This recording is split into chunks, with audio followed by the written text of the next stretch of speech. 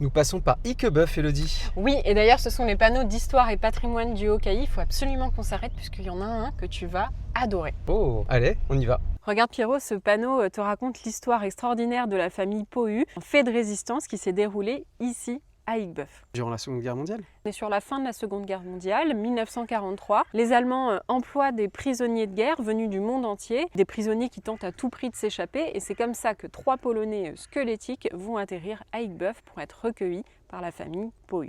Donc la famille Pohu les ont sauvés? Oui, ils vont les nourrir, les sauver, sachant que chez eux, il y a déjà 2 étudiants clandestins qui vivent. Et en fait, plus ça va, et plus ils vont accueillir du monde. C'est bientôt 6 Algériens, 3 Marocains et un Sénégalais qui seront accueillis par les Pohu. Ça commence à faire du monde. Oui, ça fait du monde et ça fait des bouches à nourrir. Imagine les risques qu'ils prennent à ce moment-là, non seulement pour loger tout le monde, nourrir tout le monde, et puis un risque tout court pour leur sécurité. Ce que j'allais te dire, ils se sont jamais fait griller? Alors non, ils ont eu de belles frayeurs et surtout sur la fin de la Seconde Guerre mondiale, les Alliés sont en approche, les Allemands sont en train de se replier en masse et à ce moment-là, 2 Allemands, avant de partir, vont demander le gîte et le couvert chez Monsieur Pohu. Il va alors leur servir à manger dans une étable, parce qu'il ne peut pas les accueillir chez lui, et il va faire un dernier acte héroïque, celui de vouloir faire prisonnier ces 2 Allemands. Il les enferme dans l'étable.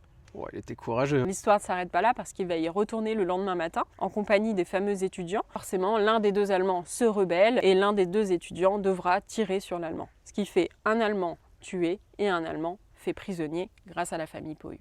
Wow, sacrée histoire. L'histoire ne s'arrête pas là. Dès la fin de la Seconde Guerre mondiale, cette famille Pohu sera récompensée par la République française, mais aussi la République polonaise. Et ce que j'aime dans cette histoire, c'est que souvent on a une idée de la résistance à travers des réseaux de résistants, mais la résistance, c'est aussi des initiatives personnelles. Donc là, c'est l'initiative d'une famille très humaine, les Pohu, au sein d'un petit village comme celui d'Iquebeuf. Je suis fan de l'histoire. On a bien fait de s'arrêter.